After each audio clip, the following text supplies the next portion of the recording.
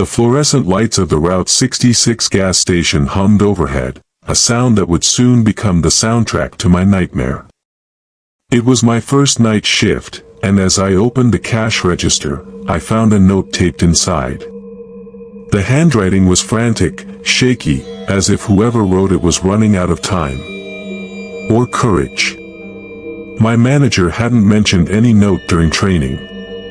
He just showed me how to brew the coffee and warned me about drive-offs. He didn't warn me about this. I unfolded the crumpled paper.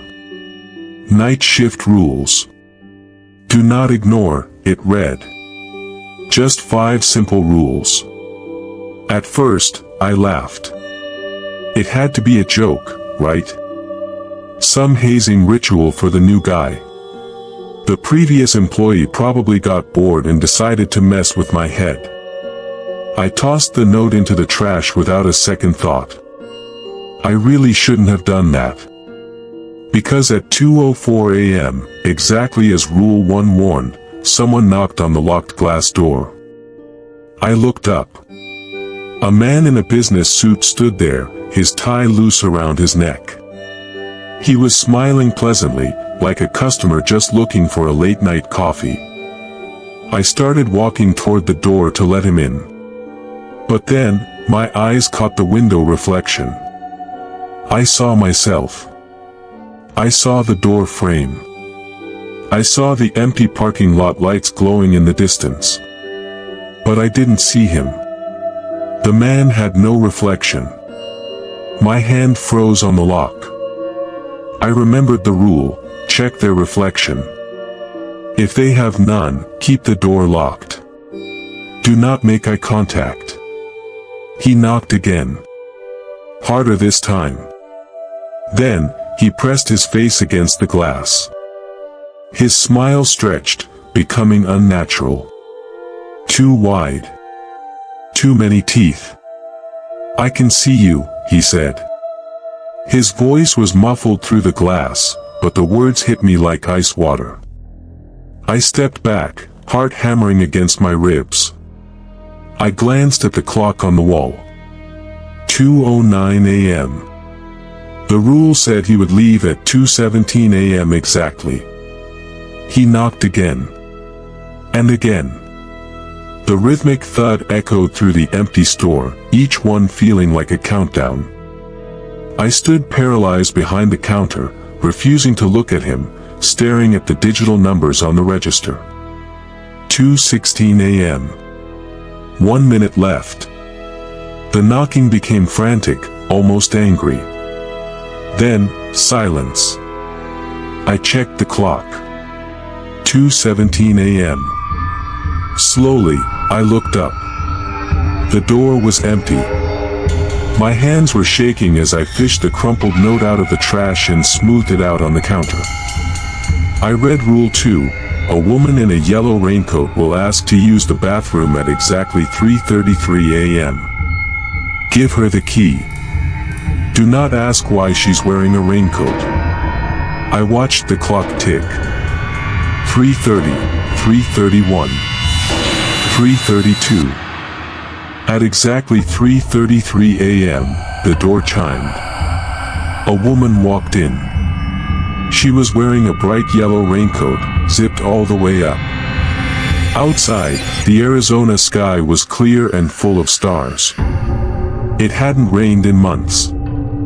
She walked straight to the counter. Bathroom key? She asked.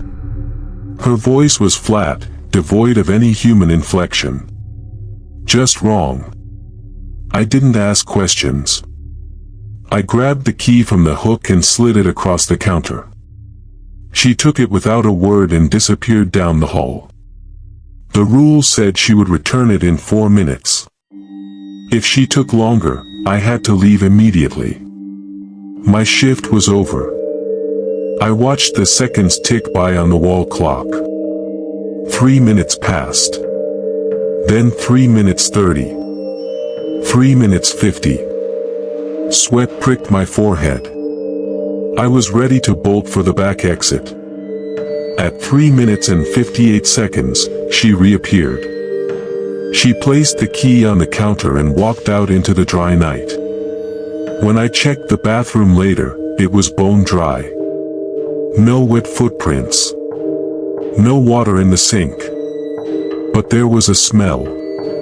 Heavy and sweet, like something dead rotting inside the walls.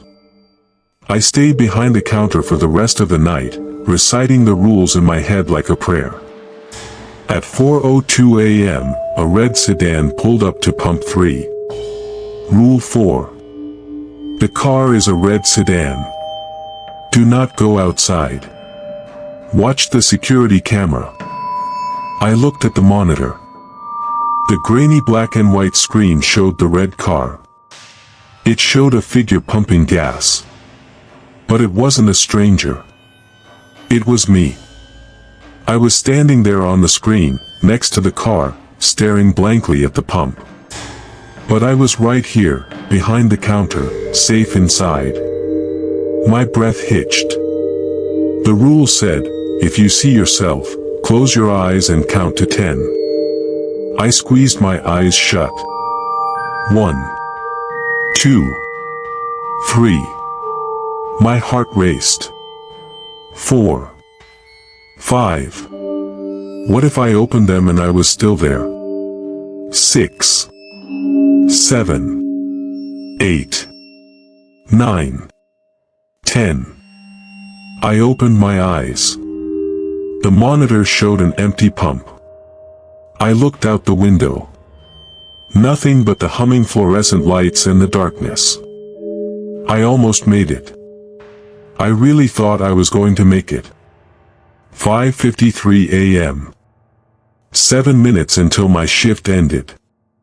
I was already putting on my jacket, keys in hand, ready to sprint the moment the sun came up. Then, the phone rang. The shrill sound cut through the silence. Rule 5, do not answer the phone. Let it ring 7 times. I stared at the dusty landline. 1 ring. 2 rings. My hand twitched toward the receiver. It was an automatic reaction. Just pick it up, a voice in my head whispered. It's probably just the manager. 3 rings. 4 rings. I pulled my hand back, gripping the counter edge until my knuckles turned white. 5 rings. 6 rings. 7 rings. Silence. I let out a breath I didn't know I was holding. But then, the answering machine clicked on. Beep. And then I heard it. My own voice filling the store.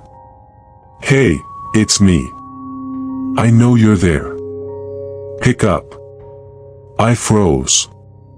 It sounded exactly like me. But tired. Ancient. You should stay, the voice continued. Just one more shift. It's not so bad once you get used to it. We could use the company. I didn't wait for my replacement. I didn't clock out. I didn't lock the door. I just ran. I jumped in my car and drove until the sun was high in the sky and the gas station was miles behind me. I called corporate the next day and quit. Told them I wasn't coming back. They asked about my final check, but then paused. Wait, the HR rep said. It says here you're clocked in right now. That's impossible, I stammered. I'm at home. No, she said, sounding confused. Someone clocked in with your ID at 6 a.m. yesterday. And they haven't clocked out since. You've been working double shifts for 3 weeks straight. I hung up the phone. Yesterday, I got a letter in the mail from corporate. It was a photo from the security camera, time-stamped 3:33 a.m. last night. It showed the counter of the gas station. Someone was standing there, working the register. The image was grainy, but I could make out the figure clearly. They were wearing my jacket. The one I left behind when I ran. And they were staring directly up at the camera lens. Smiling. I don't smile like that. I never will.